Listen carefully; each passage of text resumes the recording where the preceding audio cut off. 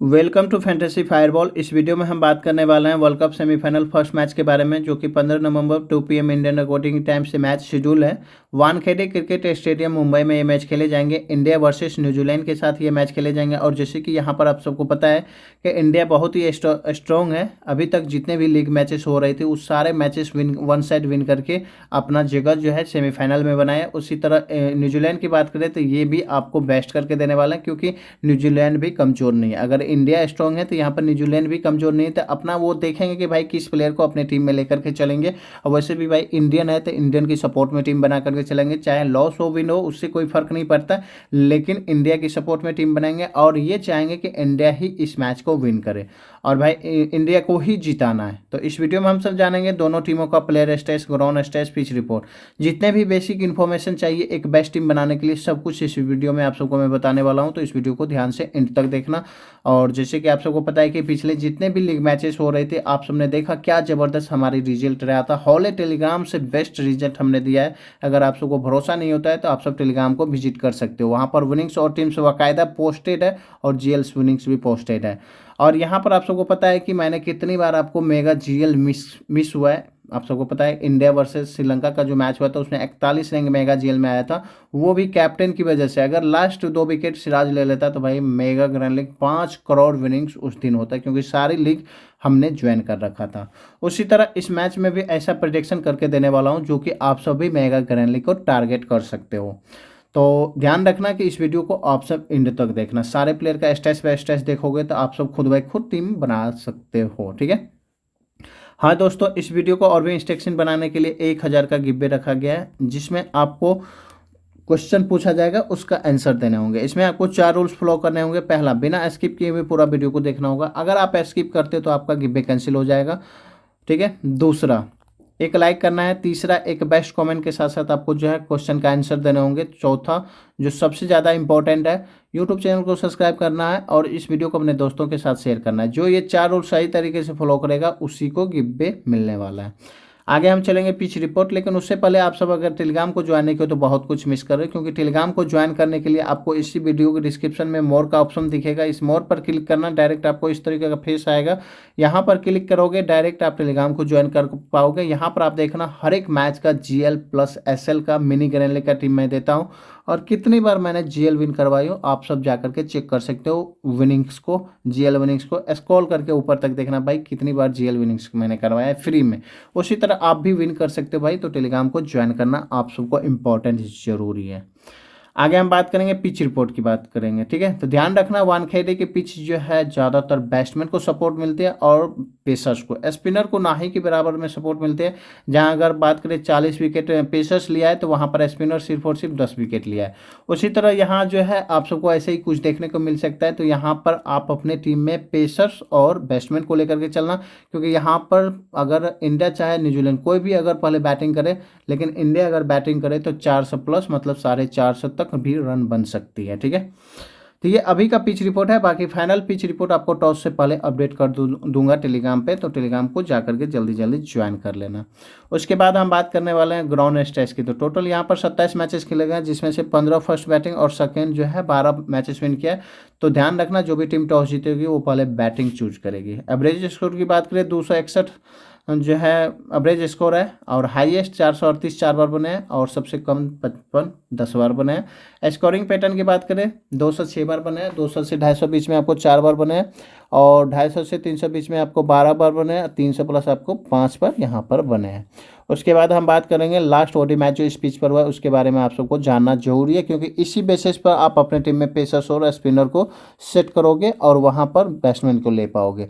तो इसको आप ध्यान से रेट कर लेना। बाकी यहाँ पर 47 विकेट पेसर्स लिया तो 11 विकेट सिर्फ और सिर्फ यहाँ पर स्पिनर ने लिया। तो ध्यान रखना जो भी टीम मतलब कि पेसर्स और बैट्समैन को ही अपने टीम में सपोर्ट करके चलोगे तो आपके लिए बेस्ट होगा। या तो रविंद्र जडेजा को लो या फिर कुलदीप यादव, दोनों में से किसी एक को ही तय करना, बाकी इंडिया के ही सपोर्ट में टीम बनाना।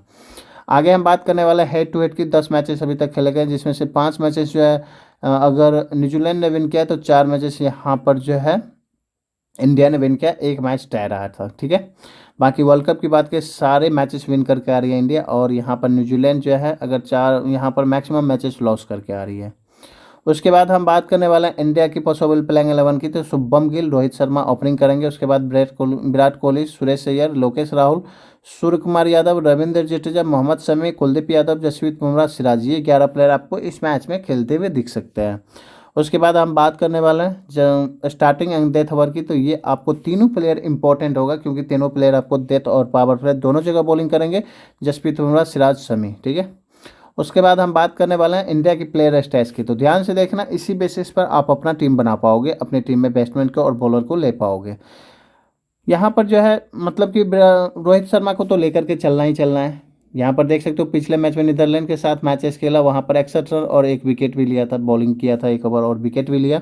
और 26 इनिंग में 935 रन, 37 की एवरेज है और 13 की एवरेज स्पिच की है। कोई खास नहीं है, लेकिन ध्यान रखना रोहित शर्मा इस मैच में बहुत ही अच्छा करेंगे और रोहित शर्मा को अपनी टीम में कन्फर्म लेकर के चलना। शुभम गिल की भी बात करें, पिछले मैच में बॉलिंग किया था, लेकिन कुछ खास बॉलिंग से ज़्यादा कुछ नहीं किया, लेकिन 51 रन की पारी खेला, बहुत ही अच्छा है। 73 की रिकॉर्ड है, हेड टू हेड की 73 की एवरेज है। 9 इनिंग में 510 रन, 73 की एवरेज है। और 2 इनिंग में यहाँ पर 112 रन, 56 की एवरेज है इस पिच की, बहुत ही अच्छा है। तो भाई कैप्टन वीसी भी शुभम गिल को कर सकते हो। उसके बाद हम बात करने वाले हैं विराट कोहली की। तो यहाँ पर पिछले मैच में 1 विकेट भी लिया था, 51 रन की पारी खेला था। बाकी आप विराट कोहली के बारे में मैं क्या बताऊँ, आप सबको खुद ही पता होगा। और 57 की एवरेज है, 60 की एवरेज स्पिच किया, हेड टू हेड की 57 की, बहुत ही अच्छा है। कैप्टन वीसी के लिए आपको विराट कोहली और शुभम गिल, अगर पहले इंडिया बैटिंग करे तो ये दोनों आपके लिए बेस्ट होगा कैप्टन वीसी के लिए। उसके बाद सुरेश अय्यर की बात करेंगे। 128 की नॉट आउट पारी खेला था नीदरलैंड के सामने जो मैच खेला, उसमें 63 की एवरेज है हेड टू हेड की और 43 की टोटल स्पिच की है। तो बहुत ही अच्छा है, तो सुरेश अय्यर को भी अपनी टीम में रखना है। बाकी हम बात करने वाले लोकेश राहुल, तो लोकेश राहुल को भी ट्राई करना है, क्योंकि 58 की एवरेज है इस हेड टू हेड की और 72 की स्पिच की है, बहुत ही गजब की है भाई। तो यहाँ पर 5 नंबर तक तो आपको किसी को ड्रॉप करना ही नहीं है, 5 नंबर तक सारे बैट्समैन को लेकर के चलेंगे। उसके बाद सूर्य कुमार यादव को ड्रॉप करके जा सकते हैं। यहाँ पर आप जीएल में ट्राई करना सूर्य कुमार यादव को। हाँ, अगर यहाँ पर आप बॉलर कम लेते हो तो फिर सूर्य कुमार यादव को भी ट्राई कर सकते हो, ठीक है। उसके बाद हम बात करने वाले हैं रविंद्र जडेजा की। तो यहाँ पर आप देख सकते हो मैक्सिमम मैचेस में विकेट लेता है, चाहे वो स्पिनर का पिच हो नहीं भी हो तो भी कोई दिक्कत नहीं, लेकिन विकेट लेता ही है।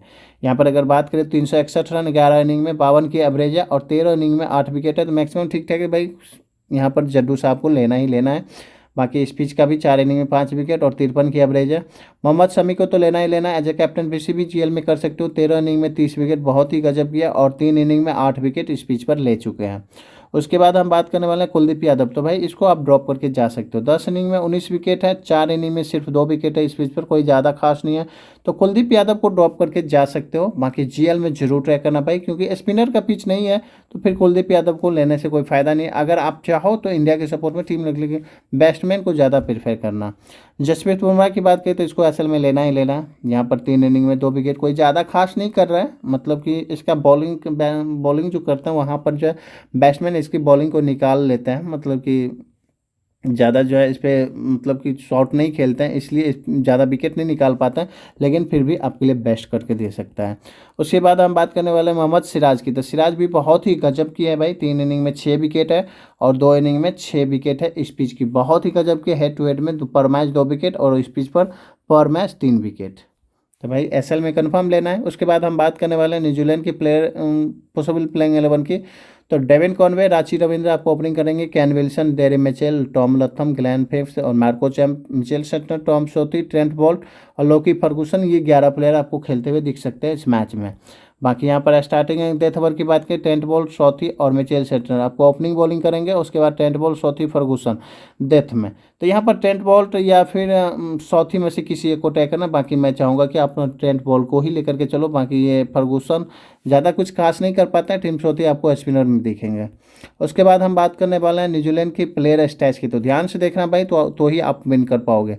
डेविन कॉनवे की बात करें तो इसको आप जीएल में ट्राई करना, एसएल से ड्रॉप करके जाना, कोई खास नहीं कर पाता है। यहाँ पर 43 की एवरेज मानता हूँ, लेकिन कोई खास नहीं कर पाता है। तो डेविन कॉनवे को मैं जीएल में ट्राई करूँगा, एसएल से ड्रॉप करके जाऊँगा। रांची रविंद्रा को मैं एसएल में जरूर ट्राई करूँगा।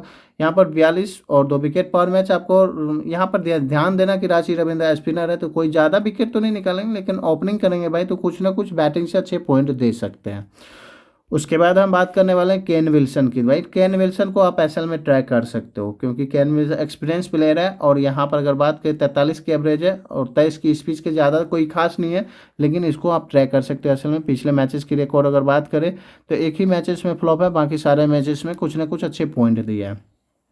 डैरी मिचेल को आप जीएल में टैग करना क्योंकि इंडिया के सामने कोई ज़्यादा कुछ खास नहीं कर पाएंगे, ठीक है। जीएल में टैग कर सकते हो, एसएल से ड्रॉप करके ही जाना।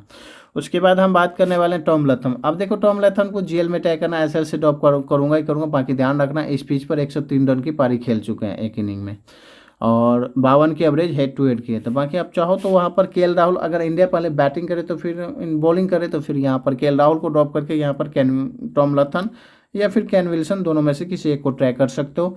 उसके बाद ग्लैम फ्लेम्स की बात करें तो यहाँ पर आप इसको भी एसएल से ड्रॉप करके जीएल में मैं ट्रैक करूँगा क्योंकि देखो ये बॉलिंग हर एक मैच में करता है, अलग बात है, लेकिन इंडिया के सामने ज़्यादा कुछ खास नहीं कर पाएंगे। जीएल में ट्रैक करना, एज अ कैप्टन भी लेकर के आना क्योंकि हो सकता है बॉलिंग अगर अच्छा खासा निकाल लिया तो भाई 2 से 3 विकेट निकाल लेगा और वहाँ पर आपको जीएल ऑप्शन फिक हो जाएंगे और आप सब वन साइड विन कर सकते हो जीएल भी। तो इसको एज अ कैप्टन भी जीएल में कर सकते हो।